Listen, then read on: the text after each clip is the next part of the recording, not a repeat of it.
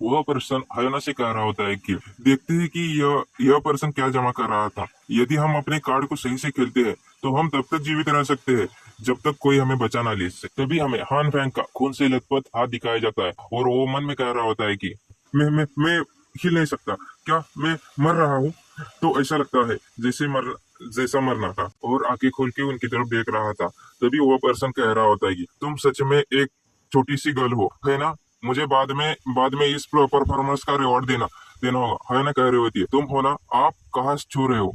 हम वह बाद में भी कर सकते हैं। हान फैंग अपनी आंखें बंद करते हुए कह रहा होता है, उनकी तरफ देखते हुए, यह सब उस कोल्ड हार्टेड वुमन की गलती है। और आंखें बंद करते ही वह सोच रहा होता है कि अगर अगला जीवन है तो मैं एक लवसिक पपी बन चुका हूँ। और कोई कहता है, हान फैंग ने उसे स्वीकार कर लिया।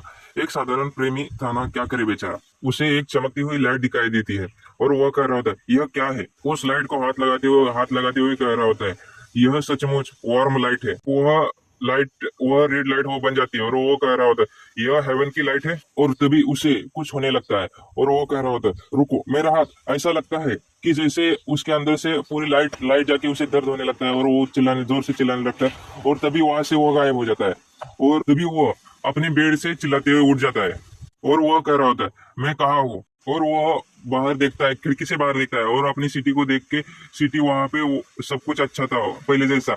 और अपनी आंखों को ढकते हुए कह रहा था, यह घर बहुत वार्म है। और कहता है, मैंने सोचा था कि मुझे फिर कभी वार्म महसूस होगा। मैंने अभी डेट, यह 28 जून है। अपोक्लिप्स यह 15 जुलाई को शुरू हुआ।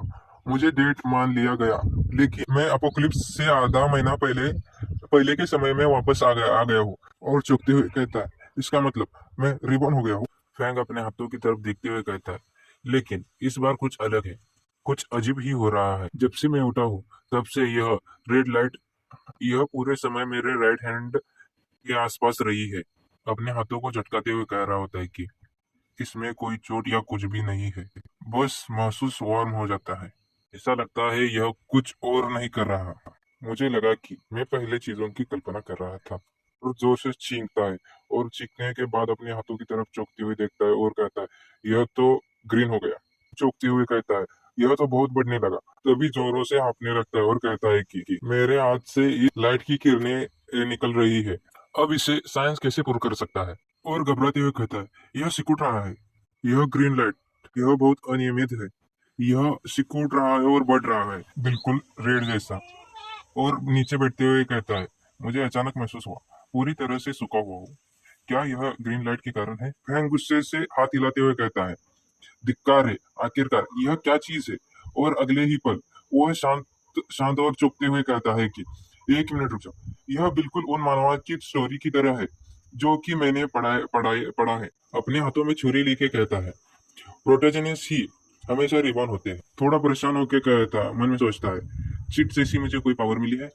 कि पल वह अपना सिर खुजाते हुए कहता है, यह कुछ रिएक्ट भी नहीं किया। तभी उसके पेट से आवाज आती है और वह फ्रिज में जाके देखता है और मन में कहता है कि फ्रिज में तो कुछ भी नहीं बचा है। थोड़ा परेशान होकर कहता है, यह बहुत बुरा है। अगर मैंने जल्दी ही कुछ नहीं खाया तो मैं बेहोश हो जाऊंगा। थोड़ा सोचते हुए इधर उधर देखता है, तभी उसकी नजर एक टेबल पे जाती है और एक छोटा सा डब्बा होता है और वो डब्बा सोयाबीन के बीज का होता है। वह सोफे पे आके बैठता है और उस डब्बे का ढक्कन खोलते हुए कहता है, भुना हुआ सोयाबीन अपोक्लिप्स से पहले का बचा हुआ स्नैक्स है। बिल्कुल बुरा नहीं, पूरा खाना नहीं है, लेकिन अभी के लिए यह चलेगा। बेहतर होना होना होगा कि मैं बाद में ही सुपरमार्केट पहुंच जाऊं। वह भी खाने के लिए उठाता है और तभी इसके आगे देखने के लिए आप हमारे साथ जुड़े रहिए।